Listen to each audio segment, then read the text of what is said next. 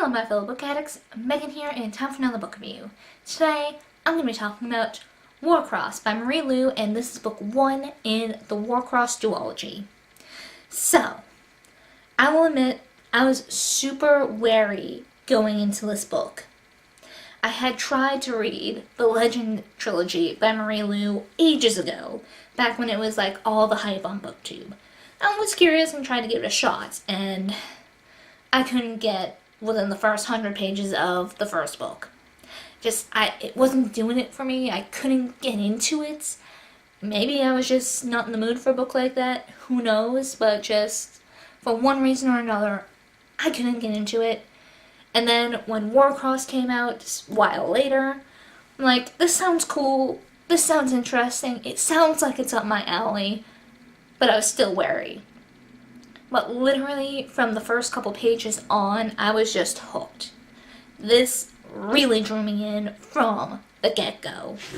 So, in this world, a young genius known as Hideo Tanaka, I think I'm saying his last name, created these goggles, these virtual reality goggles, known as the Neuralink.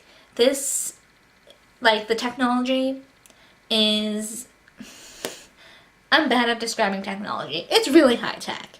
It makes virtual reality look super realistic, and it is the big thing. And he also created a game to go with this virtual reality known as Warcross. And Warcross in this world is a big deal. There is worldwide championships, and it's just a big deal. And our main character, Amika Chen, is a bounty hunter. Crime is at an all-time high, and the police don't always have time to go after the more, I don't want to say petty or low-key, but some of the less serious criminals like gamblers. Gambling on Warcross is illegal, and doesn't stop people from doing it. So Amika goes after these people in order to make a living. She is also a hacker. And she runs into a slightly tight spot where she is a few months behind on rent. She is within days of being evicted from her apartment, and things are at an all-time low for her.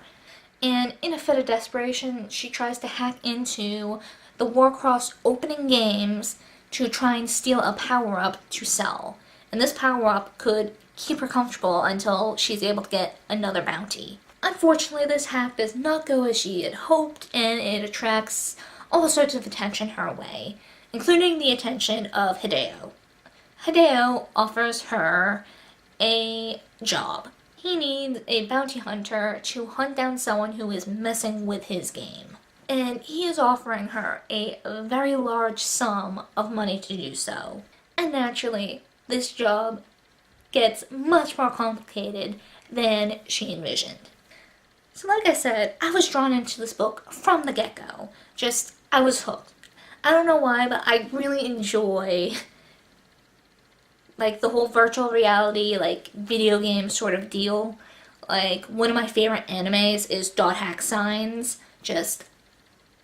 I like the Dot Hack franchise in general, but Signs, as well as the original 3 games, Infection, Mutation, Outbreak, and Quarantine, those are some of my favorite games.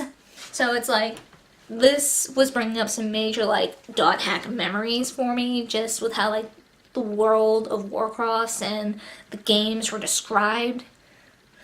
It was just really cool. I really also enjoy Amika's character. Just the characters in this book in general were awesome. It was a nice diverse cast. Each character stood out to me, and it was fun watching everyone interact with each other, especially Amika, who is usually a loner, so she's not used to kind of interacting with lots of people as a team. And this book took some turns I wasn't expecting. Some of them were a little predictable, some of them took me by surprise, and it was just a very interesting read, and I am so excited to pick up Wildcard, which is the sequel to Warcross. And also, can I mention, because I don't think I mentioned it yet, this cover is gorgeous. I love the color. And yeah, this is something that I do recommend people check out. It was awesome. And yeah, I'm gonna go into a slightly more spoiler bit where I talk about stuff that happens more towards the end. If you have not read Warcross yet, highly suggest you do so. It is worth the read. So yeah, with that, going into a spoiler bit, so if you don't want to get spoiled, highly suggest you click away now and come back after you catch up. So, I don't know how I feel about the romantic relationship between Hideo and Amika. Like, I liked how, they had feelings for each other, but it was never said that they loved each other, which I don't think they did. Maybe they didn't, I can't remember, but, the L word wasn't stated. And it's just that one little difference that kept it from being insta-love to me. It's one thing to feel attracted to someone, to feel lustful or romantic feelings for someone, and it still not be love. The way I interpret it is they feel an attraction to each other, but it might not necessarily be love. But there's enough of that attraction or that little spark between them that it's gonna cause some tension in the next book. Especially with how Hideo is being. My heart went out to Hideo, learning about his history, his younger brother being kidnapped, and them still, even now, years later, having no idea what happened to him. Not even having a body to bury and get that closure. So I can understand him holding some rage about that and wanting to do something about that so that no one has to experience what him and his family experienced. But that doesn't excuse him for altering people's minds. I can see why he would do it, and I can't blame him too much for wanting to do it.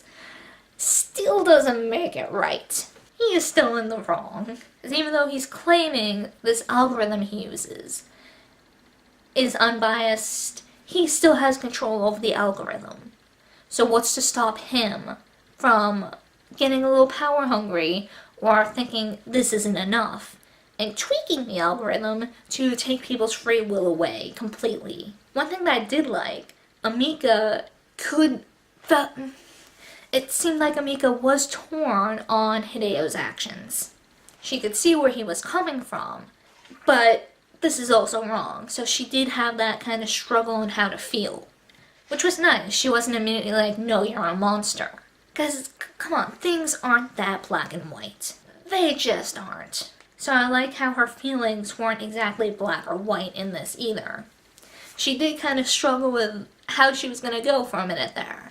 One thing I can say, I wasn't as surprised as I could have been that Sasuke was alive. One rule of thumb that I always keep in the back of my head, if a body isn't found, chances are good they're still out there somewhere. Always keep your mind open unless a body is found. And even then, in some cases, they might not necessarily be dead. Though, since Sasuke's alive, or at least he seems to be alive, who knows, someone could have stolen his identity or something. Why did he not return home? What was keeping him from going home to his family after all these years? That's something that I hope we get answered in the next book. And is it really Sasuke? Does he have amnesia and that's why he didn't approach them? Or was he brainwashed somehow? Or another thing that just kind of popped into my head.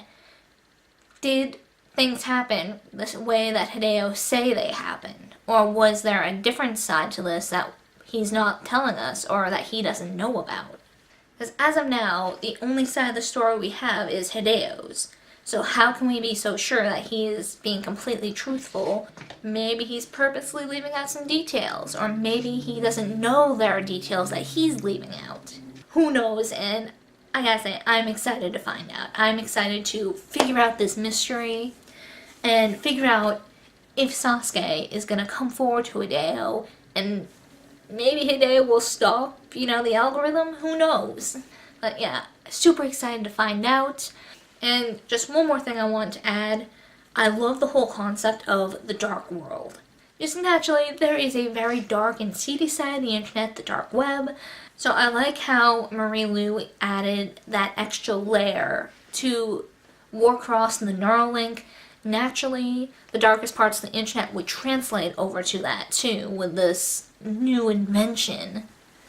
So I like how, things aren't all sunsets and rainbows with Warcross. There is that darker counterpart, the dark world. I just like having that little bit in there as well. Just add that nice little extra layer. And yeah, this was an awesome book. Definitely something I can see myself rereading again and again. And I'm so excited to read Wildcard. So yeah, what everyone else think? Were there some bits that I didn't talk about that you want to discuss? Were there some parts that I didn't talk about that you liked? Were there some parts I talked about that you didn't like and what have you? Let me know, let's get a discussion going, and I will see you guys next time.